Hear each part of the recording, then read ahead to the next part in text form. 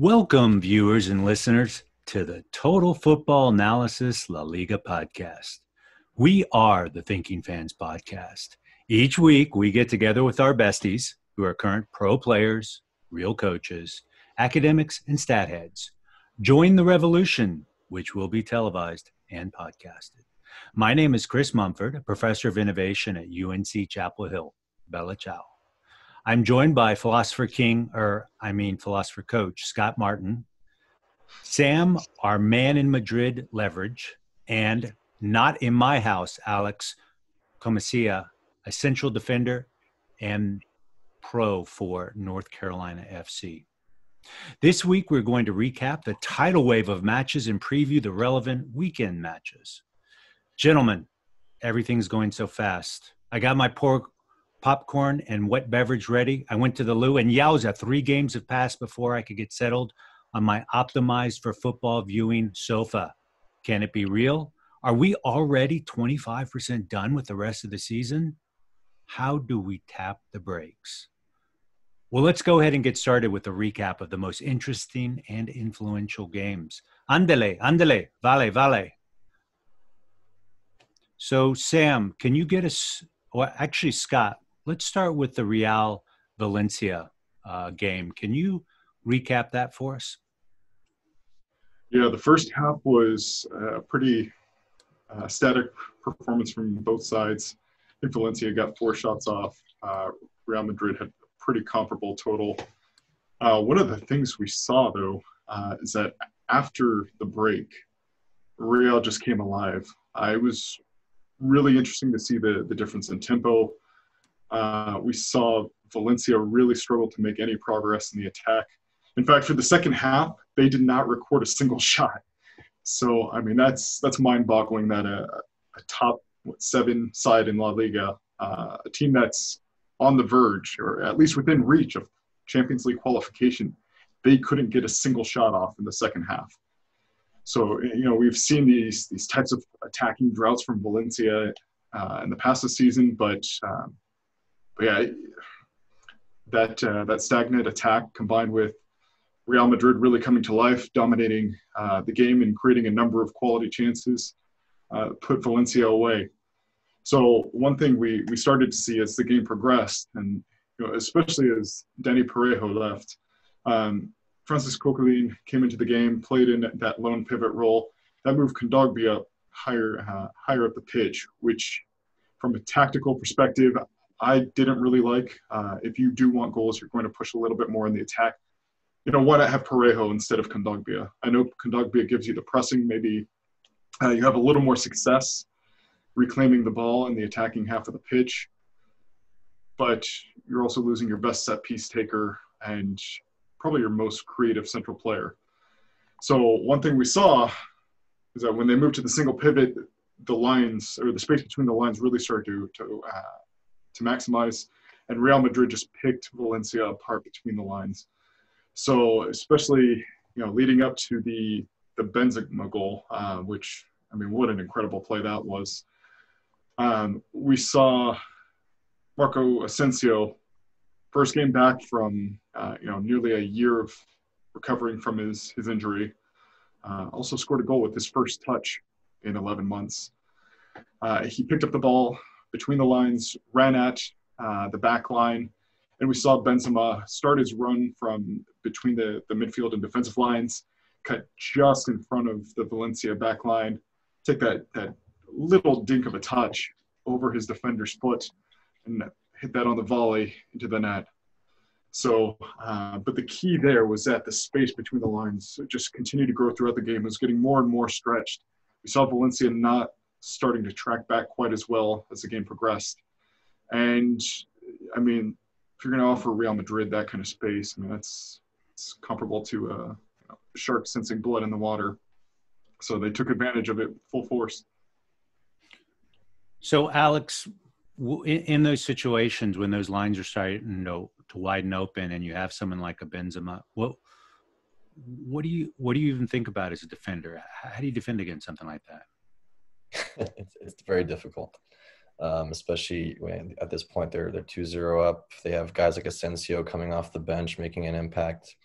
Vinicius changes the game completely with his direct 1v1 play. He has the most touches in an opponent's 18 out of every La Liga player. So, he is not afraid to go 1v1 and occupy your right back, which forces you as a center back to shift over, which leaves more space for guys like Benzema to take advantage. And he's just on fire right now. So everything's going in. He can do it with his left foot, with his right foot, with his head. He's actually deceptively quite strong and physically dominant.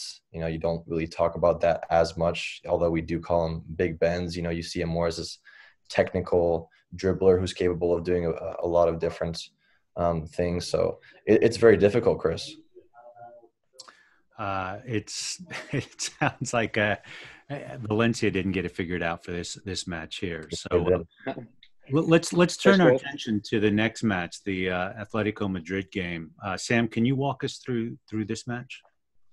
Yeah. So basically, just forget everything you knew about Atletico Madrid before this match. It was the total opposite of what we usually see from them. I think 5 goals away from home, their biggest away win in years and years. I can't remember the exact day, but it was a long time ago that Atletico Madrid last scored 5 goals, let alone last scored 5 goals away from home, and against Osasuna, who aren't a bad team at all. I mean, they got some goals from João Felix, who was very quick, very sharp in his reactions early on in the game, and then later on in the game really changed when Marcos Llorente came on. I know we discussed it last week in his role as kind of the false 9 and the second striker, but this week against Osasuna, he was even better, and it was incredible when he came on. I think he was on for 25 minutes. He scored and set up 2 goals as well. So a real impact from him. And you can see in some of the examples of his play, I mean, he set up Alvaro Morata, and it was really kind of the perfect summary of the impact that Llorente has, because he was really providing that connection between the midfield and the attack, which is something that's been missing quite a lot this season. But he would drop deep, bring out the defender, and then Alvaro Morata would look to exploit the space in behind. And that's something that we haven't seen at all, because we've had Morata up front with João Felix or with Diego Costa. And Diego Costa in particular tends to be on that last man. João Felix comes very deep. And so then you don't have those kinds of spaces opening up for Morata to exploit. But I think with Llorente and Morata, you've got a really promising front two there. Move on to the next match, the Sevilla-Barcelona, which had some pretty thrilling billings to it. Alex, can you walk us through what happened in this match? Yeah, how to play against Barcelona 101. Real masterclass here by Sevilla. I think they should have won the game. Reguilón had that chance at the very end, and I think he scuffed it. He definitely should have scored. I love their first play. Barca had possession. It was their kickoff, and Sevilla got right in their face. They pressed high.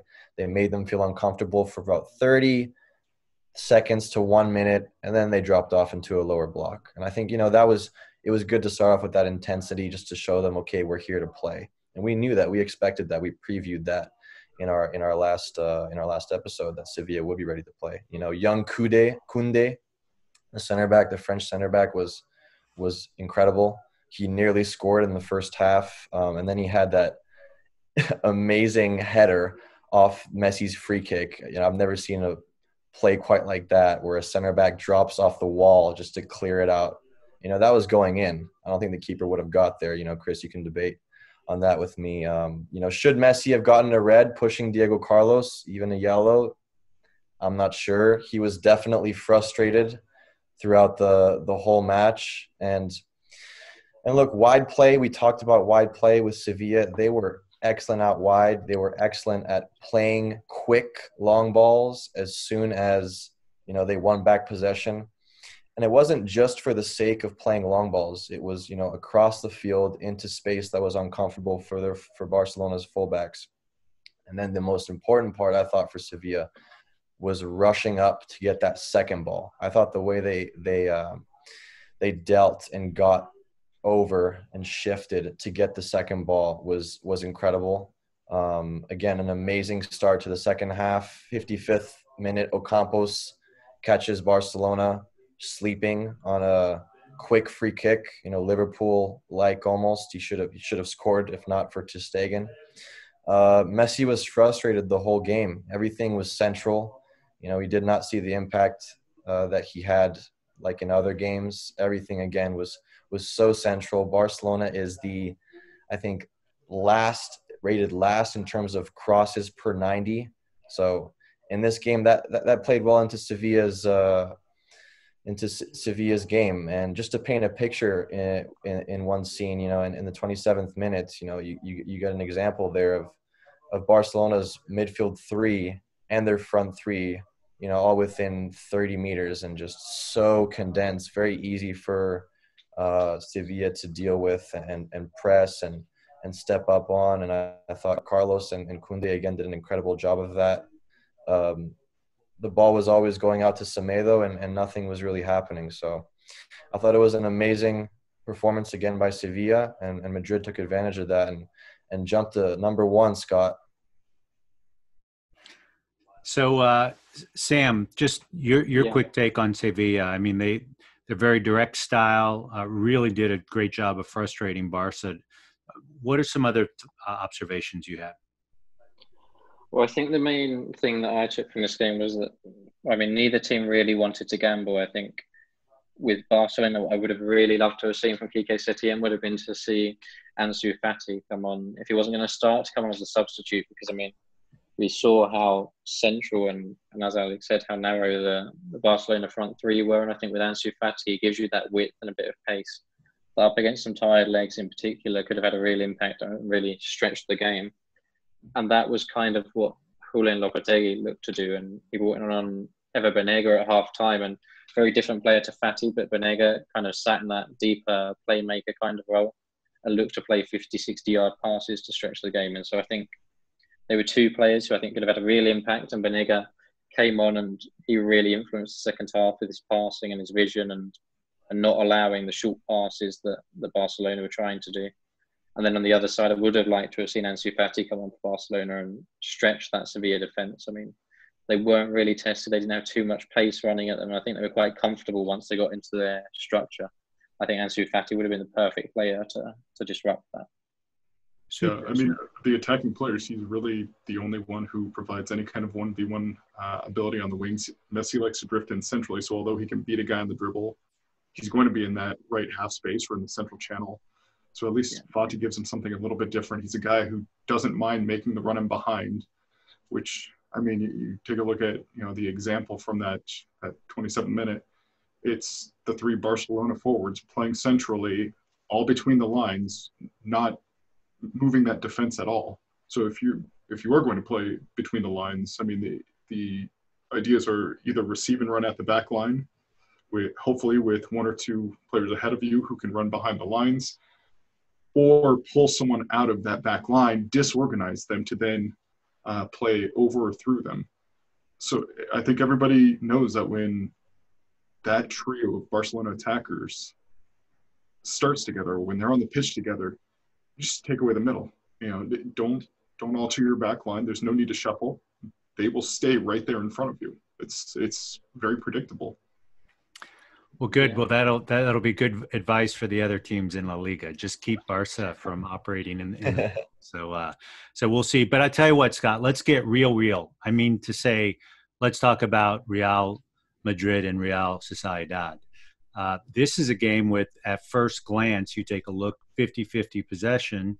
You look at the number of shots, 11 or 12 versus 15, but that's not actually, it was really a tale of two halves. Can you elaborate on that a bit? Yeah, it really was a tale of two halves. We saw Real Madrid with roughly 65% possession in the first half, and then Real Sociedad with 65% possession in the second. So even with all that possession, though, we didn't see either team really establish much of a flow and much of an attacking presence in this game. So it was a pretty cagey affair. We did see Real Sociedad try to establish, that central overload with the attacking players, and then get the two outside backs high up the pitch, high and wide areas, so they can provide the width. But they really struggled to break down this Real Madrid defense. Real Madrid had Valverde for the most part on the right-hand side. James started there, which, by the way, James is playing again. So James started on the right-hand side. Then, things just weren't working out very well. He switched with Valverde, played more of a 10. Valverde was very active up and down the lines, denying space to the outside backs. And, it was just the teams were very reluctant to take many chances. And fortunately for Real Madrid, when the opportunities did pop up, they at least showed the class to take advantage of them. So, granted, definitely not a match without its controversy. So, we've already got messages from the Barcelona fans about the Not Benzema. just the Barcelona fans, but every football fan. Yeah, there we go. So, but when it comes down to it, Real Madrid took their chances. I think they had just below one non-expected or non-penalty XG. So expected goals minus penalty kicks was like 0.9 to Real Sociedad's 0.45. So not a whole lot of great chances for either side. Really mostly half chances for the two teams. I would say here, though, as well, that I think this was the best that we've seen of Real Sociedad since the restart. I think they didn't have too many clear-cut chances, as you say, Scott, but I think they looked a lot more fluid, particularly in the second half when they did start to control some more possession. They started to look a bit more like a team again. And, Mikel Merino was kind of the key player in midfield. He was controlling and dictating play from there. And I think they did quite well in that second half to come back into the game. And for me, Yanazai's goal should have stood, and there was never a penalty, and then it was a handball. But on another night, it's the kind of game that Real Sociedad might have won or picked up a point. Offside. Alex, in the super high presses like that under pressure, what's your mindset as a center back there? Well, it depends if you have the players to play out of that pressure or not. So if you do have the players to play out of that pressure and they have the technical capability and the confidence, because it's not just about ability, then I say, yeah, go for it.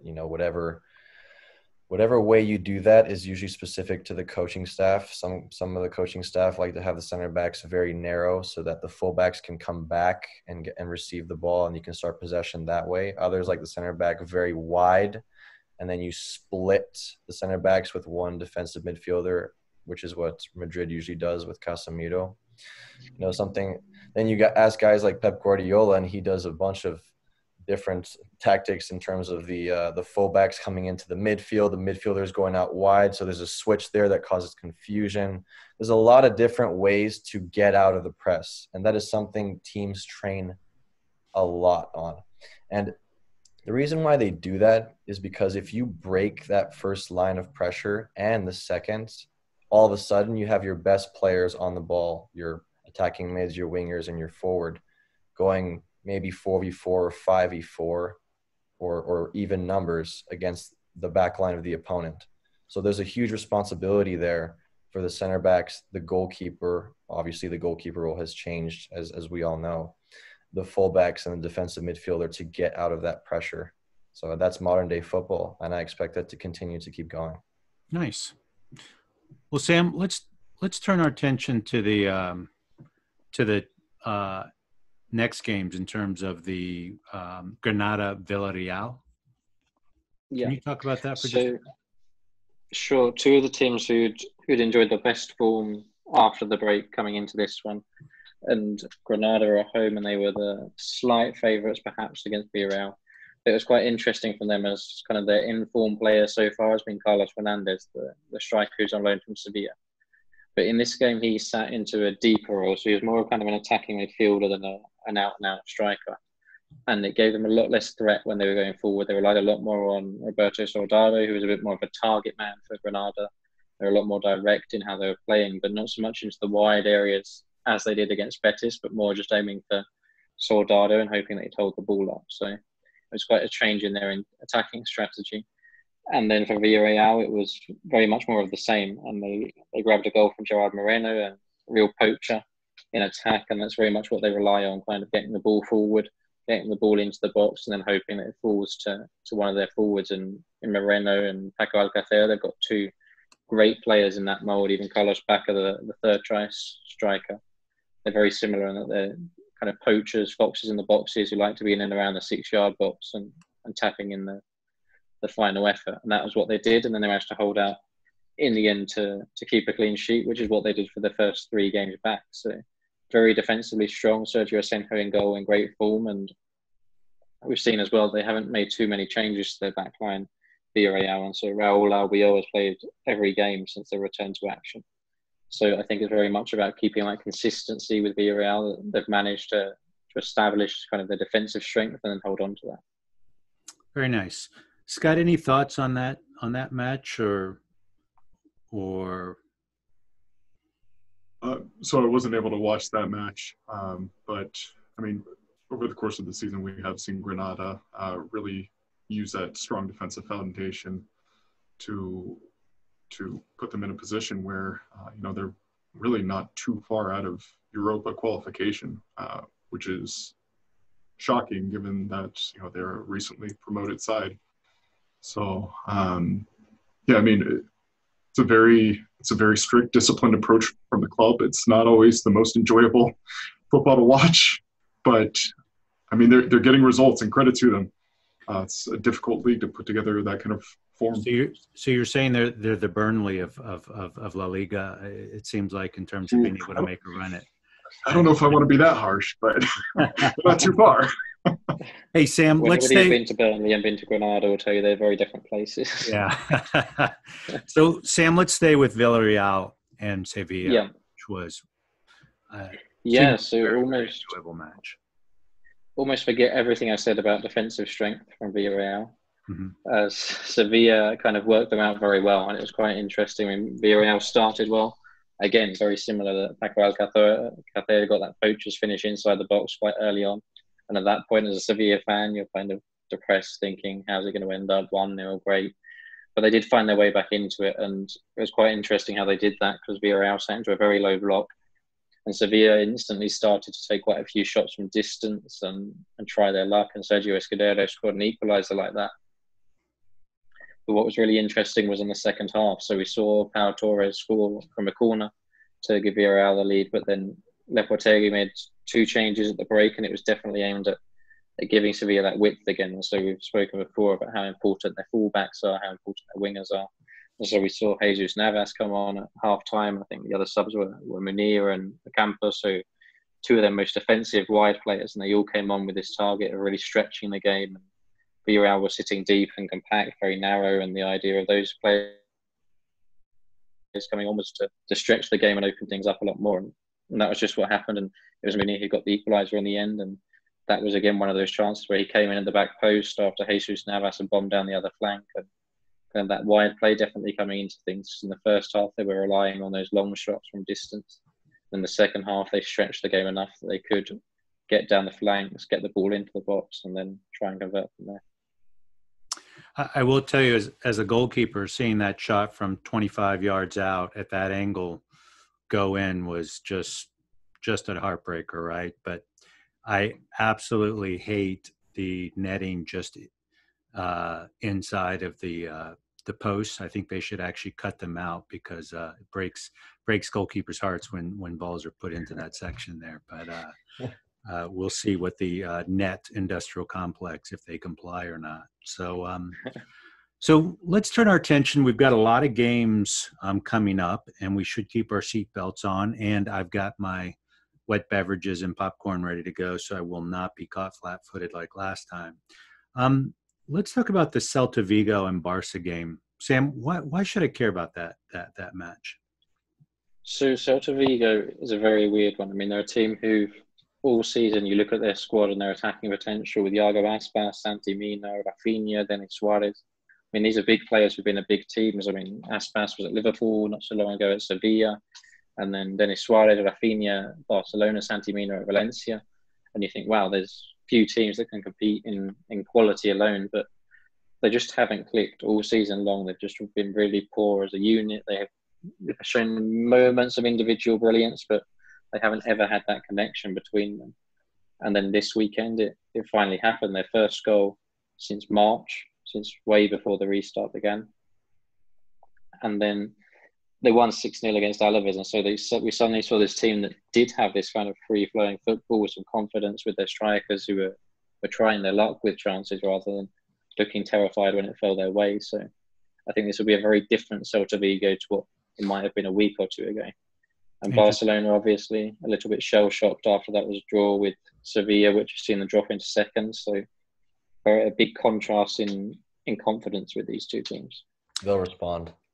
Well, that's what I want to ask you about, Alex. I mean, frustrating week, and then you go and you play some competition, which frankly, are probably not up to par of what your team is. How do you get up for games like that? You move on to the next one no matter what, and that's just how it needs to be as a player. Obviously, the frustrations will be there. Everyone will look at the table, and everyone will see Real Madrid has passed them. And now there's no time for excuses, for necessarily blaming people. And that's, again, easier said than done. When you play with Messi, you can see his frustration towards the end of that Sevilla game with Griezmann, with all the midfielders around him. And that weighs on you, even for a World Cup winner like Griezmann, who's done it all, right? That weighs on him. And I definitely feel like mentally he's like, okay, I really need to do this because this is Messi's team. This is his legacy. Like, he's arguably the greatest. So we need to make sure that us as players, not only just for Messi, but for ourselves and for the club, for our own careers, we need to show up at a game against Celta Vigo. And what's interesting about Celta Vigo is they're not that bad defensively. They've conceded 35 goals.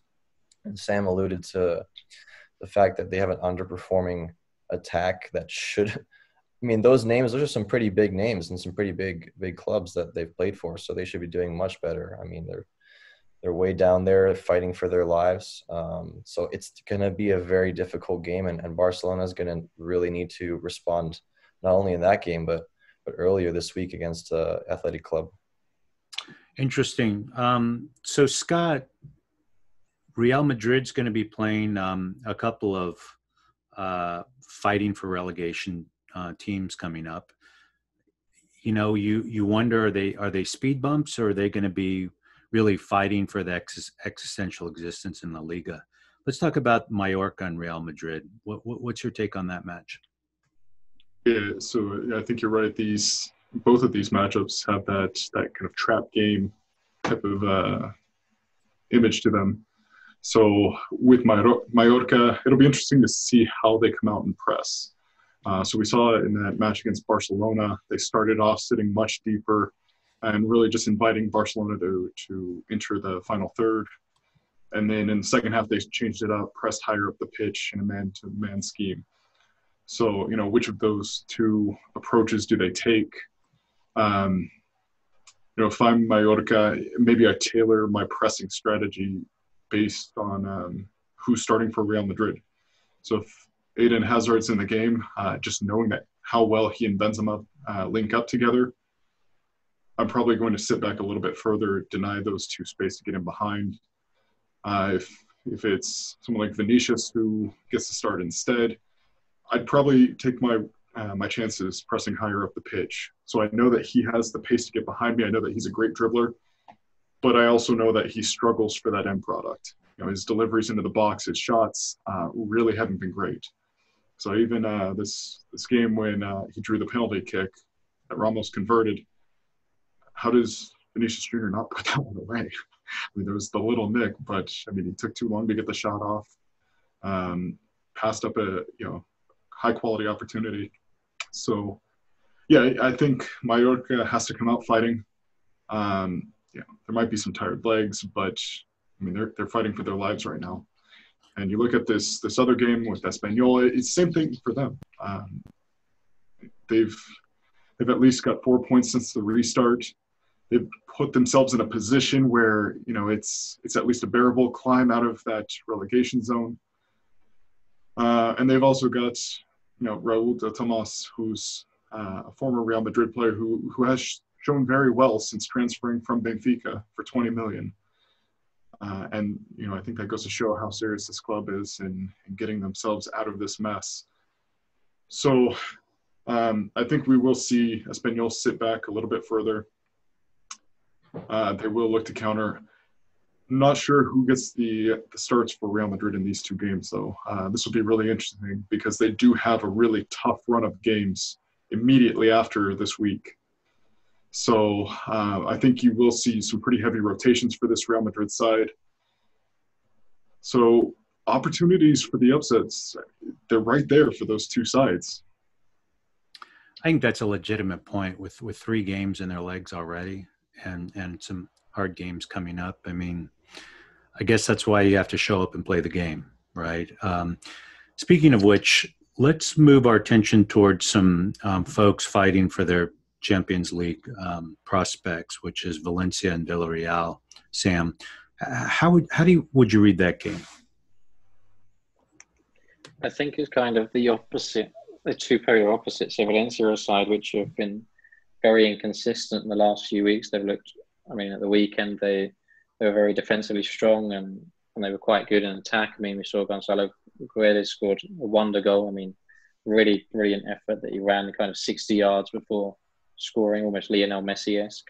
And so that shows what they can do when they're on it. I think on the other end, we've seen Villarreal, who aren't as spectacular, not as spectacularly good and not as spectacularly bad, but they are a very consistent team. When they get into a run of form, whether it's for good or bad, they do tend to pick up quite a few results, which are very similar. And I think they've been grinding out results and grinding out the draw that they need against Sevilla, picking up the 1-0 wins that they needed before that. So I think up against Valencia, they'll fancy their chances. They've got a very injury hit and experienced defence, and I think that Paco Alcacer and Gerard Moreno will fancy their chances of nabbing a goal and then relying on their defenders. Scott, also along that vein, we've got Real Sociedad and Getafe, who are really, they along with Valencia and Villarreal are really fighting for that Champions League spot. What do you expect to see out of that match? Yeah, we've seen Getafe really stumble out of the gates. They have not looked great this season. We do finally have a goal from a Getafe forward. So Mata did manage a goal this afternoon. But, when you look at this specific matchup, I think we're going to see Sociedad have a lot of the ball. I think it'll be a very compact game. Both teams do like to overload centrally. So Sociedad will need their two outside backs to really give them the width to break that Getafe pressure. And as high as Real Sociedad like to play, they do tend to have 4 players between the holding mids and the back line, really trying to manage the space between the lines and also stretch the back line. If Getafe can find a lot of high recoveries, there's space to run into. So I think Getafe will look to be very compact, very direct when they get the ball. For Sociedad, it'll be a matter of stretching this field to kind of disorganize that Getafe defense, maybe take them out of a more central path to goal upon recovering. And then, we just need to see a little bit more from this Real Sociedad attack. I mean, they've not looked fluid whatsoever. Even in the game against Real Sociedad, like Sam was saying, it was definitely their best performance since the restart. But in the end, they still only generated 0.45 expected goals. So just not good enough. Yeah, I think both of these teams have really found it hard to get back into the swing of things after the restart. But I think we do have to remember that for Getafe, they're trying to get back into the swing of the things with a much older squad, and it's going to be a lot more difficult for them than for Real Sociedad. I think we've already seen some signs from them against Real Madrid. They played quite well. I think soon they'll find their rhythm again, whereas Getafe have really struggled. I mean, against Real Valladolid, they're playing on Tuesday and struggling again. So I think it will be interesting to see if Getafe do go on a little bit longer, struggling to build up that momentum and fitness. I mean, Jose Bordalas in his press conference was talking about how for the first 27 games of the season, they won more aerial duels than their rivals in every single game. And then in the last 3, they've lost more than they've won in every single game. So it's an interesting kind of change for Getafe, and they've really struggled with coming back from this timeout. Well, so I think that wraps up the important games of the week. Oh, wait a minute. There's that Barca Atleti game that we should probably have a conversation about. Alex, can you give us your thoughts on the Barca Atletico game that's coming up? Yeah, it's what a game. I mean, it's going to be, in my opinion, a deciding game, deciding swing in the La Liga title. And Atletico Madrid, if they continue on the way they're going, the path they're going through now, I think they're going to cause issues for Barcelona. I think it's going to match up quite similarly to a Sevilla game. So, you know, a lot of time to get prepared for that game and to hopefully for Barcelona's sake figure some things out. You know, how they deal with the wide play is going to be, again, like the Sevilla game. You need to have, you know, more solutions than just playing centrally and allowing everyone to get behind the ball, because that's Atletico Madrid's game. You know, as a frustrated Barcelona fan at times, I think, okay, why do you have to wait for all of the 10 men to get behind the ball before you start playing quickly and playing combinations? Why can't you just transition faster? And so when they had Neymar, Suarez, Messi up top, that was what they did. They could keep the ball all game. They could break you down if you wanted to play a low block. But they could also transition extremely fast on the counterattack.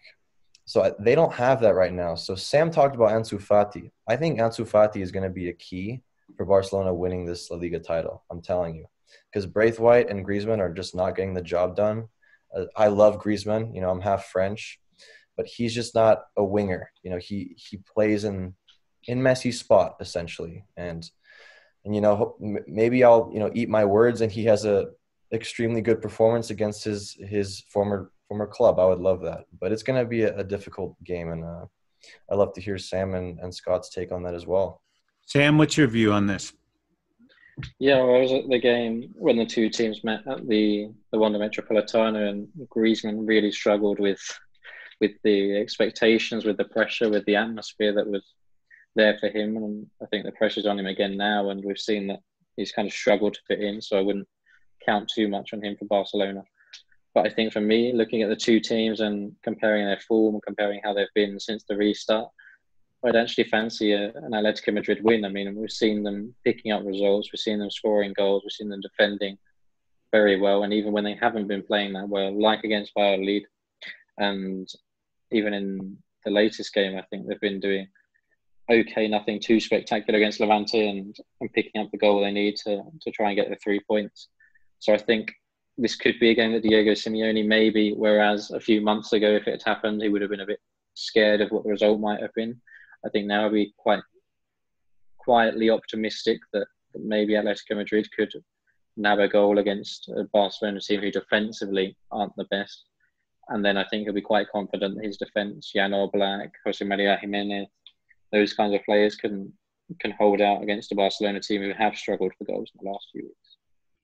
So, Scott, I imagine as Real may be feasting on Mallorca and Espanol this week, you probably watched this match with some great glee. What are your take on things? Well, I'm joining Sam's bandwagon, so make some room. I'm heading over. So, I mean, I don't think Barcelona can break down a low block, especially if they do give Griezmann the start and he's up top with Messi and Suarez.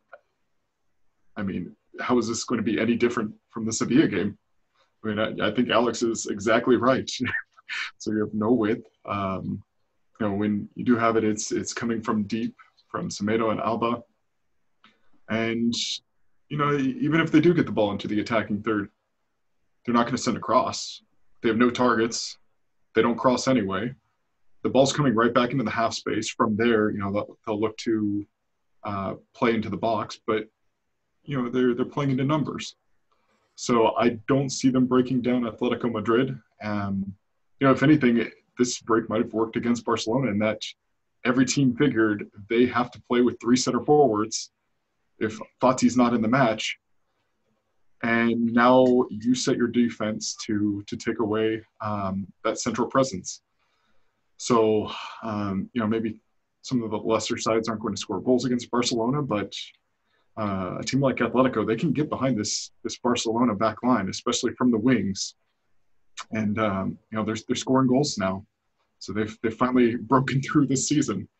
So I think Atletico Madrid fans can be really excited for this match and at least have a very bright hope of taking away all 3 points.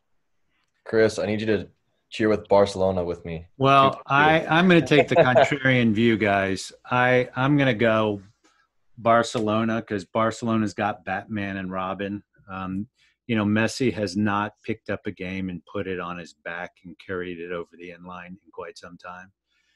And I think it might be the obituary might be a little premature quite yet on this.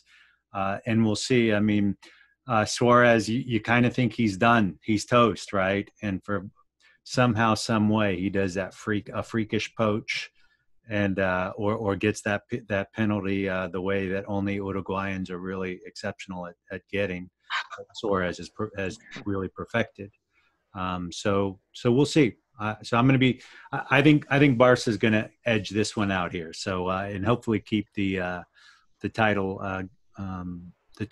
competition nice and tight. So yeah. I thought I'd spend a few minutes and talk about the update and just really kind of let's put everything in context because again we've gone through 3 matches in just a hurry up offense type of thing. Sorry to mix different types of footballs up terminology, but Real Madrid, they take 9 points out of 9. Barca takes 7. Sevilla was a bit of a setback. Sevilla has gotten 3 ties. So you might think that they might have underperformed. While as yet Atletico Madrid, they're going to the bank with 7 points out of 9. And they pop into that 4th spot right there. Getafe has decided that they're dropping into the ocean like a submarine. They've only been able to take 2 out of 9 points, with some surprising ties with one of my personal favorites, Eibar, and Villarreal has been able to take 7 out of 9 points. They've been able to move into it and get a little more comfortable in the Europa. Unclear whether they're going to have what it takes to move into a Champions League spot. Real Sociedad drops basically 8 points. They pick up 1 point, so they've also dropped like a rock. And Valencia has been kind of win 1, lose 1, tie 1. So key takeaways are Real Madrid and Atletico Madrid have taken care of business in the last 7 or 8 days. Real Sociedad and Getafe have gone in the wrong direction. So looking forward to the next round of matches at strength of schedule, some of the things that I walk away personally from is that Sevilla seem like they have a fairly easy schedule as they walk on in. Atletico Madrid, they've got a little bit of work ahead of them with the Barca match and Getafe a little bit later, but they're doing okay. While as at Valencia, even though they kind of did okay with respect to the beginning, they do have a little bit lighter schedule with the exception of Sevilla, the last game of the season. Villarreal has a tough go of it, and Real Sociedad have a really tough go at it. I feel that Real Sociedad had its opportunity and may end up going the wrong way in the coming week or so, coming few weeks. Sam, do you have any reflections on kind of how you think the run-in and is going to look like? Yeah, I mean, I think I'd agree with you there that Sevilla have got quite an easy schedule that they've got there. I think looking back on my prediction a few weeks ago, Atletico Madrid, I think they can still win the league, but they have got a couple of challenging games there. So I think Atletico would certainly settle for 3rd. But I think the biggest fixture that we can see anywhere there is definitely that Barcelona-Atletico game. I think that's the one that could decide the league title. And then in the rest of the race for Europe, I think Getafe, Villarreal and Real Sociedad have all got quite difficult games coming up. They're all playing against each other. And so Valencia aren't in the best of forms. They're struggling with injuries, but I think looking at the schedule alone, they could be optimistic that they can make it into those Europa League spots. Mm-hmm. Scott, what's your take? Yeah, so looking at the upcoming schedules, I think that top four will remain unchanged. Realistically, the only thing up in the air in the top four is just who finishes first, Real Madrid or Barcelona. In the bottom four, I do like Real Sociedad's chances to leapfrog a couple teams, probably finish fifth. At the moment, I just don't trust Getafe. I don't think they'll handle this rigorous schedule to finish out the season. And Villarreal is about to run into a buzzsaw. Okay. Alex, what are your parting thoughts on the rest of the season here? My take is I'm getting nervous that I don't see Real Madrid really slipping up in these matches. You know, people say Getafe, but I don't know. I don't think so. Barcelona definitely has a tough schedule as well. So I think it's going to be right down to, you know, the last game with those two. I'm super excited about the top two. Obviously, Sevilla, Atletico Madrid. Although Atletico Madrid may seem to have the tougher schedule, I think they're going to jump over Sevilla and take that third spot. Sevilla is going to end up fourth, and we've already talked about it, but Getafe and Sociedad, in my opinion, just keep going down or stay stagnant. So a lot of exciting things coming up. I'm excited to watch these upcoming games, you know, nervously, Scott and Sam, but That's right. I'm excited. Let's do it. Well, we're going to have an exciting week of football. Andale. So first thing we'd like to do, and last thing, is we'd like to thank Total Football Analysis. They are the world's largest open source soccer analyst community. Please visit www.totalfootballanalysis.com. Join and support the revolution. For now, bella ciao, ciao ciao.